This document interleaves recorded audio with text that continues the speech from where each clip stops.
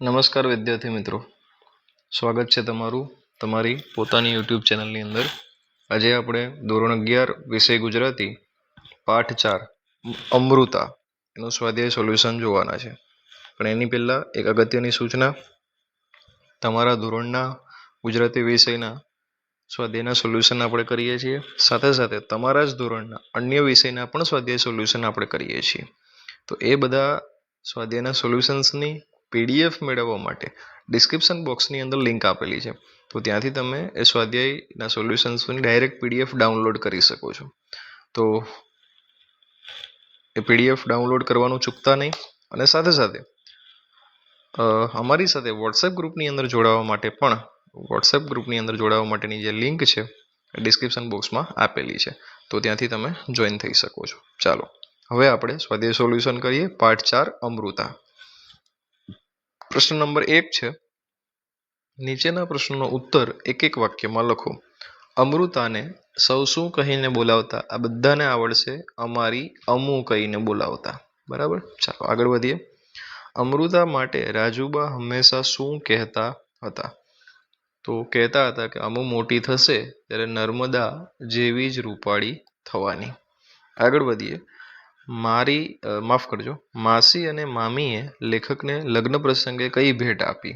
તો જવાબ આવશે સોનાની સેર આપી અને મામીએ હાથની કલીઓ આપી. માસીએ શું આપ્યું એ યાદ રાખવાનું છે તમારે, અહીંયા ખાસ ધ્યાન રાખજો વિદ્યાર્થી મિત્રો. અને મામીએ શું આપ્યું છે એ તમારે ખાસ યાદ રાખવાનું છે. આગળ વધીએ. લેખક ક્યારે રડી પડ્યા? અમુના લગ્ન લેવાયા અને પીઠી ચઢી, આપણે પીઠી ચોડીએ ત્યારે એવું કહેવાય એમ, તો એ સમય જે છે ત્યારે લેખક રડી પડ્યા હતા.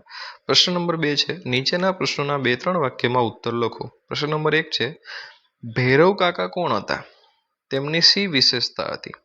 તો એનો જવાબ છે ભૈરવ કાકા લેખકના ફળિયામાં આવેલ તેમના ઘરમાં ભાડેથી રહેતા હતા. ભૈરવ કાકા પાસે આરસ પહાણ ટાંકવાની એક વિશિષ્ટ કળા હતી.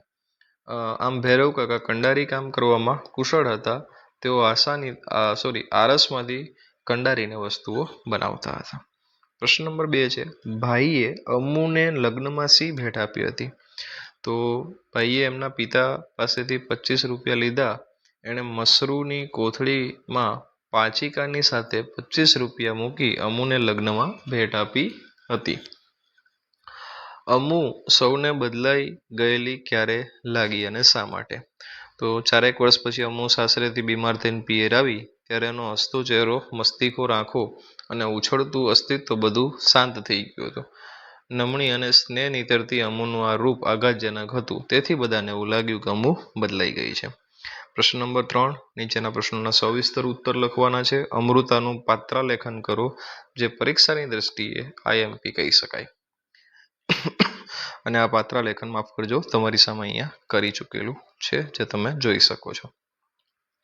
પ્રશ્ન નંબર 2 છે, રાજુબાએ કહેલી બાના બાળપણની વાત તમારા શબ્દોમાં લખો, જે અહીંયા લખેલી છે. બસ, તો આવી જ રીતના અવનવા વિડીયોઝ માટે અમારી સાથે જોડાયેલા રહેજો. પ્રશ્ન નંબર 3 છે, અમૃતાનો પાચિકા પ્રેમ તમારા શબ્દમાં તમારે વર્ણવવાનો છે, જે અહીંયા આપણે વર્ણવેલો છે. સાથે સાથે પ્રશ્ન નંબર 4 પણ જોઈ લઈએ. લેખકનો ભગિની એટલે બહેન થાય, ભગિની પ્રેમ ચરિત્ર નિબંધમાં કેવી રીતે પ્રકટ થાય છે તે જણાવો. અને નિબંધના જે પ્રકાર છે એમાં ચરિત્ર નિબંધનો જે પ્રકાર છે એમાં માટે આ પરીક્ષાલક્ષી IMP ગણાવી શકાય. અહીંયા આપણા સ્વાધ્યાયનું સોલ્યુશન પૂર્ણ થાય છે.